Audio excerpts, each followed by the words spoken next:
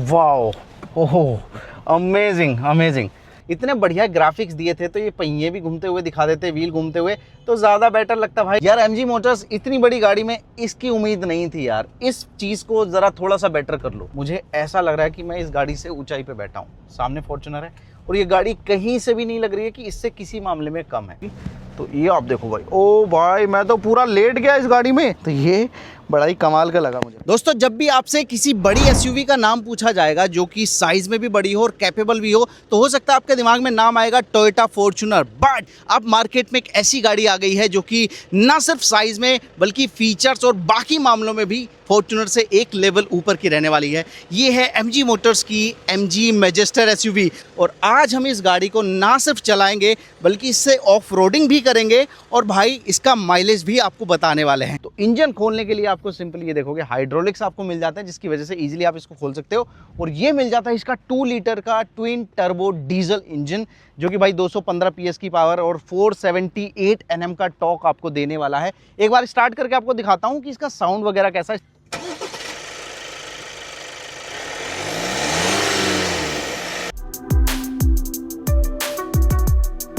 तो दोस्तों, petrol pump पे ले आए हैं हम, इसका टैंक फुल कराएंगे और फिर आपको बताएंगे ये माइलेज क्या देती है। यानी ना सिर्फ आपको इसकी परफॉर्मेंस पता चलेगी बल्कि माइलेज क्या मिलता है वो भी पता चल जाएगा। भैया टैंक फुल कर दीजिए और ये भैया ऊपर तक डालना। अभी देखो ऑटो कट लग गया है लेकिन हमें डलाना है ऊपर तक। दोस्तों, जैसा आप देख रहे हो इतना तेल आ गया है कि मेरी फिंगर डूब चुकी है। अब हम इनका पेमेंट करते हैं, उसके बाद इसको हम जितना भी चला पाएंगे उतना चलाएंगे और फिर से यहीं पर तेल बनाने की कोशिश करेंगे और आपको इसका माइलेज बताने वाले हैं। तो भाई जैसा कि आप देख रहे हो हमने इसका टैंक जो है फुल करा लिया है। अब इसका जो ट्रिप मीटर वगैरह है वो दिखा देता हूँ। देखो ट्रिप ऑलरेडी 0 है, फिर भी मैं अगर आपको दिखाऊँ, ये एक ट्रिप है जो कि 0 नहीं है, इसको हम 0 कर देते हैं। यानी आफ्टर रीसेट वाला जो है वो हमने 0 कर दिया है। और टायर प्रेशर यहाँ पर दिखता है। और अगर आप देखना चाहेंगे कि जो ऑडोमीटर है वो कितना बता रहा है, 1742 किलोमीटर अब तक ये गाड़ी चल चुकी है। और अगर मैं और नीचे जाना चाहूँ तो क्या क्या दिखता है, यहाँ से आपको इंस्टेंट फ्यूल इकोनॉमी दिख जाएगी। और यहाँ पर दिखा रहा है कि फ्यूल टैंक फुल होने के बाद ये गाड़ी फ़िलहाल 483 किलोमीटर चल सकती है। हालांकि ये जो रेंज है ये हमारे ड्राइविंग स्टाइल से कम ज़्यादा होती रहेगी। तो चलो इस गाड़ी को हाईवे प्लस सिटी कंडीशन में चला कर देखते हैं क्या माइलेज मिलता है। तो भाई गाड़ी को चलाना हमने शुरू कर दिया है और भाई अभी जिस हम रोड पे चला रहे हैं ये है गुड़गांव फरीदाबाद रोड। तो वैसे तो एक हाईवे जैसा है बट इस पर हाँ थोड़ा थोड़ा ट्रैफिक भी है। तो एक सिटी प्लस हाईवे की जो मिक्स कंडीशन होती है, कुछ ऐसी कंडीशन में हम इसको चला रहे हैं फिलहाल। और भाई जब आप इस गाड़ी को चलाते हो तो आपको एक जो चीज़ फील होने वाली है ना, वो है भाई इसका साइज़। 5046 mm लंबी है ये गाड़ी और वो आपको फील भी होती है, बट वो बैठ के फील होती है। ऐसा नहीं है कि इसकी वजह से आपको मेहनत ज़्यादा करनी पड़ रही है जैसा कि फॉर्च्यूनर में होता है। उसके जो स्टीयरिंग है काफ़ी हैवी रहता है जिस वजह से आपको काफ़ी ज़्यादा एफर्ट लगाने पड़ते हैं। यहाँ पर ऐसा मामला है नहीं। दूसरी चीज़, इसका जो स्टीयरिंग है ना उसमें भी 3 मोड दिए गए हैं। एक अर्बन है, एक नॉर्मल है, एक डायनामिक है। तो उसमें क्या है कि अलग अलग हिसाब से वो चेंज होता रहता है। एक में लाइट हो जाएगा, एक में नॉर्मल हो जाएगा और एक में हाईवे के हिसाब से थोड़ा सा हैवी हो जाता है। तो स्टीयरिंग में भी मोड है, ड्राइव मोड अलग से मिलते हैं, टेरेन मोड अलग से मिलते हैं। तो फीचर्स के मामले में इसमें सब कुछ दे दिया भाई कंपनी ने। बाकी ये डिस्प्ले देखोगे आप, ड्राइवर के लिए भी डिस्प्ले डिजिटल है।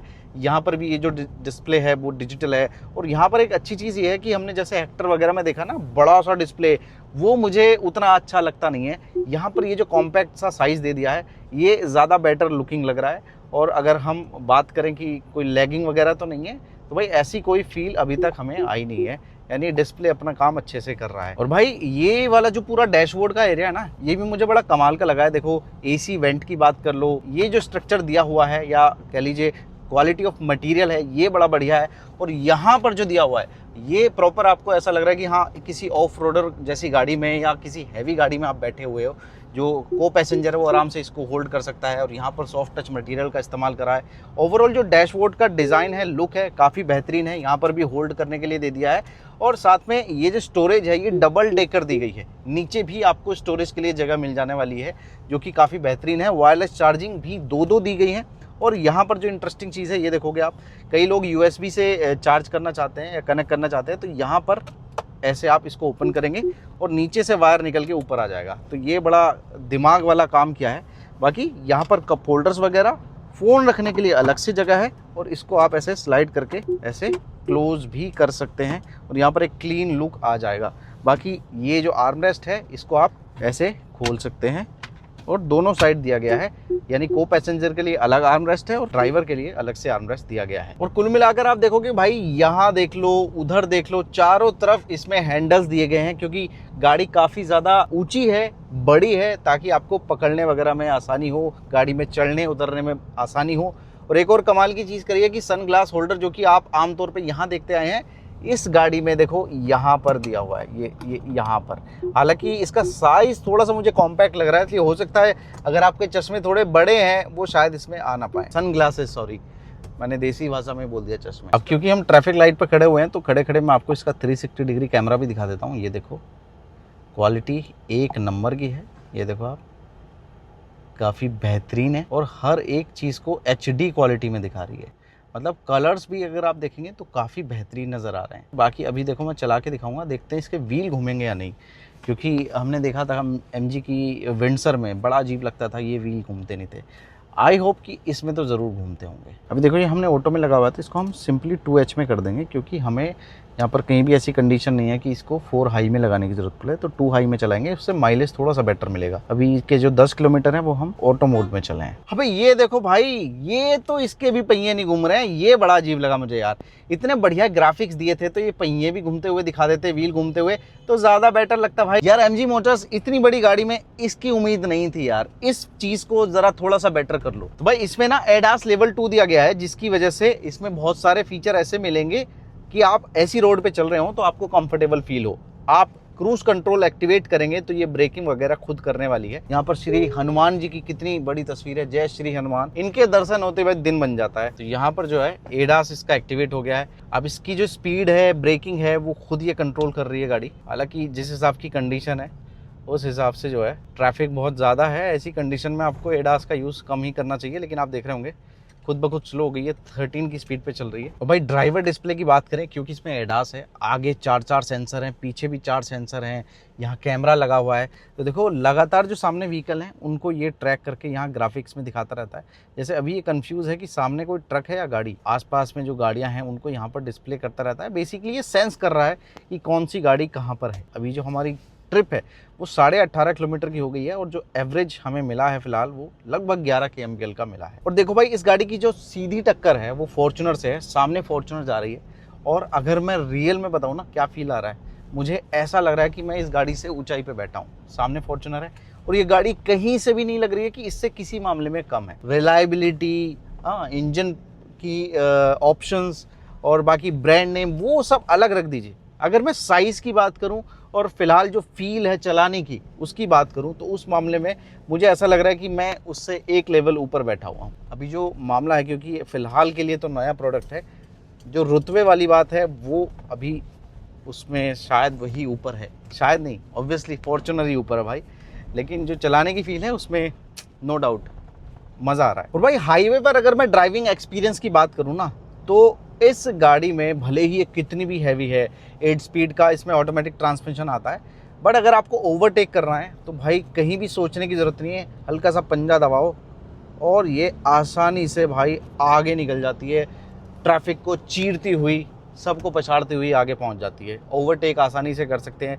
बाकी अगर कहीं भी आपको लग रहा है कि भैया गियर वगैरह कम करने की ज़रूरत है, तो देखो पैडल शिफ्टर्स भी इसमें आपको मिल जाने वाले हैं, तो ये कोई परेशानी वाली बात नहीं है। इंजन परफॉर्मेंस की बात करो या फिर कंफर्ट की बात करो, कंफर्ट की अगर मैं बात करूं भाई, जो फ्रंट में सीटें दी गई हैं, देखो उसमें इलेक्ट्रिक एडजस्टमेंट तो है ही है, इसके अलावा सीटों में वेंटिलेशन भी है, चलो कोई बात नहीं, बहुत गाड़ियों में मिलता है, लेकिन इसकी फ्रंट सीटों में भाई मसाज फंक्शन भी दिया गया है।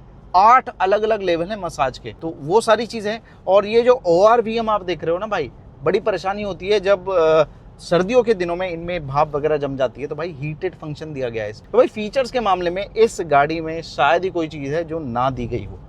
अब एक बार हम क्या करते हैं, एक बार रियर सीट को भी एक्सपीरियंस कर लेते हैं कि वहाँ बैठ के फील कैसा आ रहा है, तो वो भी जानना ज़रूरी है। और हाँ भाई, फीचर्स की जब मैं बात कर रहा था तो मैंने डिस्प्ले वगैरह बता दिया, 3 जोन का AC कंट्रोल दिया गया है, और हम सबका फेवरेट क्या, कितना बड़ा सनरूफ है, एक बार खुद देख लो भाई, मतलब आगे से पीछे तक बहुत बड़ा एरिया कवर हो रहा है। ओके दोस्तों, तो हम अब आ गए हैं रियर सीट पे, और भाई ये जो गाड़ी है 7 सीटर वर्जन में भी आती है 6 सीटर वर्जन में भी आती है। और क्योंकि ये टॉप मॉडल है जिसमें 6 सीटर का भी ऑप्शन मिलता है, तो बीच में आपको कैप्टन सीट दी गई हैं। कैप्टन सीट्स होने की वजह से आपको एक इंडिविजुअल आर्म रेस्ट भी मिलता है और हैंडल्स जैसे कि आगे की तरफ मिलते हैं, ये पीछे भी आपको हैंडल्स वगैरह दिए गए हैं, ऊपर की तरफ भी और यहाँ दरवाजे में भी। JBL का 12 स्पीकर का साउंड सिस्टम मिलता है। लेकिन उससे पहले फीचर्स की बात कर लेते हैं। तो ये वाली जो सीट है इसमें रिक्लाइन वगैरह करने के लिए एक लीवर दिया गया है, जिससे मैं अपने लिए जो रिक्लाइन है वो एंगल चूज़ कर सकता हूँ और अपने लिए कंफर्टेबल इस सीट को बना सकता हूँ। बाकी आगे पीछे करना है तो उसके लिए भी एक स्लाइडिंग बार दी गई है, जिसको उठा के मैं आगे पीछे इस सीट को कर सकता हूँ। इवन इस सीट को मैं पूरा आगे तक भी ले जा सकता हूँ, ठीक है, लेकिन उसकी ज़रूरत नहीं है। पीछे जो एक्सट्रीम पीछे है वो इतनी पीछे ये हो सकती है। और अगर मैं रिक्लाइन देखूँ ज़्यादा से ज़्यादा कितनी रिक्लाइन होगी, तो ये आप देखो भाई, ओ भाई मैं तो पूरा लेट गया इस गाड़ी में। इस वाली सीट में तो भाई आपके लिए एक प्रॉपर बिस्तर जैसा तैयार हो जाता है, यानी आप लेट भी सकते हो अगर आपको ऐसी किसी चीज़ की ज़रूरत है तो। पीछे का AC का कंट्रोल अलग दिया गया है, जिसकी डिस्प्ले यहाँ पर आपको मिल जाती है। यहाँ से इसको बंद चालू कर सकते हैं, डिस्प्ले भी मिल जाती है।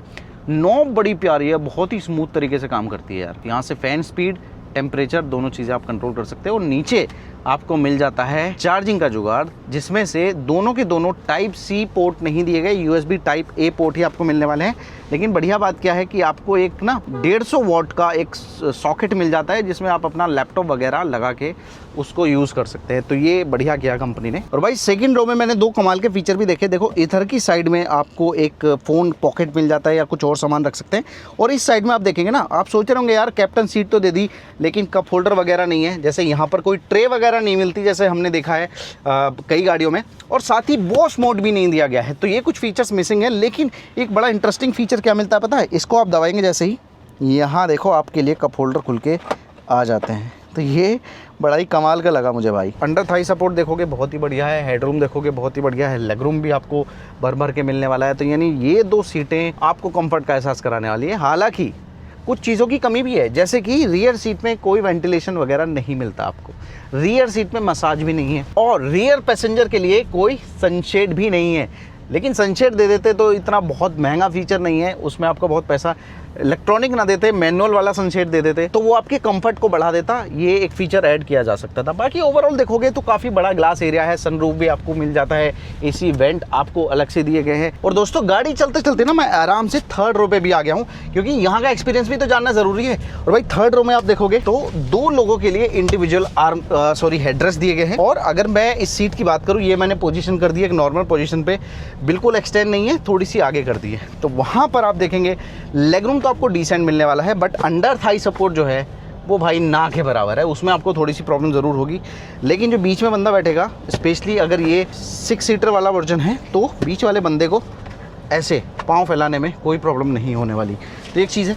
और बीच में कोई हेडरेस्ट नहीं मिलता, सिर्फ 2 ही आपको मिलने वाले हैं। बाकी अगर आप चाहें इन सीटों को फोल्ड करना तो फोल्ड कर सकते हैं। और बढ़िया बात यह है कि ये देखो ये भी आगे एक्सटेंड हो जाते हैं। तो ये जो सीटों का मामला है, अंडर थाई सपोर्ट को छोड़ दिया जाए तो हेडरूम, लेग रूम, कंफर्ट, उस मामले में कोई परेशानी नहीं होने वाली। और इंडिविजुअल आपको AC वेंट भी दिए गए हैं। और जो ग्लास एरिया है ना, क्वार्टर ग्लास, ये 3rd रो के लिए ये भी इनफ बड़ा है कि आपको क्लास्ट्रोफोबिक फील ना हो। बाकी कप होल्डर भी आपको मिल जाने वाले हैं, और सीट बेल्ट लटकाने के लिए, अटकाने के लिए एक क्लिप भी मिल जाने वाली है। आपको एक टाइप A पोर्ट मिल जाता है पीछे भी 3rd रो में, और वो सिर्फ एक ही साइड है, इस साइड में। जैसा कि आप देख रहे हो 51 किलोमीटर लगभग हम चल चुके हैं, और सामने हमारे वही पेट्रोल पंप है, यानी घूमकर हम वहीं आ गए हैं जहां हमने शुरुआत में तेल डलाया था। तो आइए टैंक को फिर से फुल कराते हैं। हालांकि ये जर्नी बहुत लंबी नहीं रही, क्योंकि हमें बहुत ज़्यादा समय नहीं मिला इस गाड़ी को ड्राइव करने के लिए।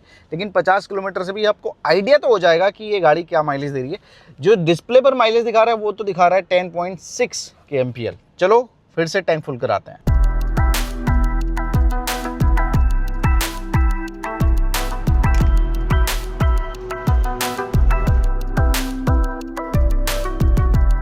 फिंगर हमारी डूब गई है, और स्क्रीन पे दिखाओ कितना तेल आया है।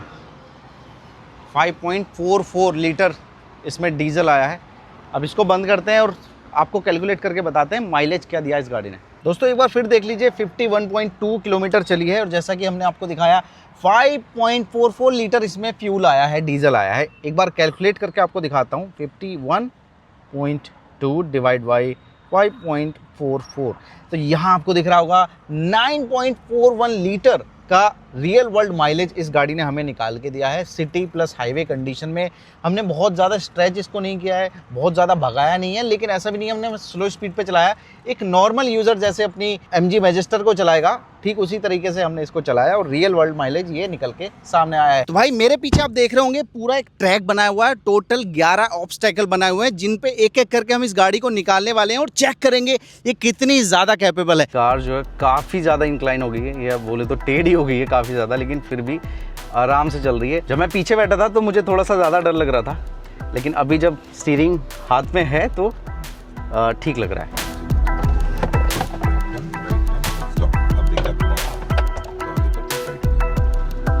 बहुत ही बढ़िया, ये पॉजिटिव इंक्लाइन आ गया। मेरी साइड से जो टायर है वो ऊपर की साइड है, और आप सही कह रहे हैं कैमरे का बहुत ज़्यादा यहाँ पे हेल्प मिल रही है। अब यहाँ पे हम इस्तेमाल करने वाले, जैसा कि मैं पहले डेमो में मुझे बताया गया, CCO। तो दोस्तों ये जो CCO मोड है ये बेसिकली क्या है, ऑफ रोडिंग का क्रूज कंट्रोल है। इसमें ब्रेकिंग और एक्सीलरेशन दोनों गाड़ी कंट्रोल करती है, आपको सिर्फ स्टीयरिंग पकड़ना है। अब गाड़ी खुद ब खुद ऊपर चढ़ेगी और हमें नीचे भी, ये देखिए वाह, अभी जो है ये गाड़ी खुद ब खुद सारे काम कर रही है। सबसे बढ़िया बात है कि ये CCO ऑफ नहीं होगा। वाह वाह, ब्रेक भी खुद लगाया। एग्जैक्टली, यहाँ पर जो गाड़ी ने ब्रेकिंग की वो खुद से कर ली, उसको पता था कि यार यहाँ पे थोड़ा सा ब्रेकिंग की ज़रूरत है। बेसिकली अगर आप ऑफ रोडिंग में नए खिलाड़ी हैं मेरी तरह, तब ये फीचर आपके बहुत ज़्यादा काम आएगा। जो हम कहते हैं ना कि स्टीयरिंग ऐसे झटके ले रहा है या बहुत तगड़े वाइब्रेशन आ रहे हैं झटकों की वजह से, ये देखो मैंने स्टीयरिंग छोड़ दिया फिर भी कितना ज़्यादा स्टेबल है और लगातार झटके यहाँ पर आ रहे हैं। वाह, ऐसी ऑफ रोड कंडीशंस में भी आप कितनी तेज़ी से चला रहे हैं फिर भी गाड़ी कितनी ज़्यादा स्टेबल है। ये हमें थोड़ा सा स्लो स्पीड पे निकलना है।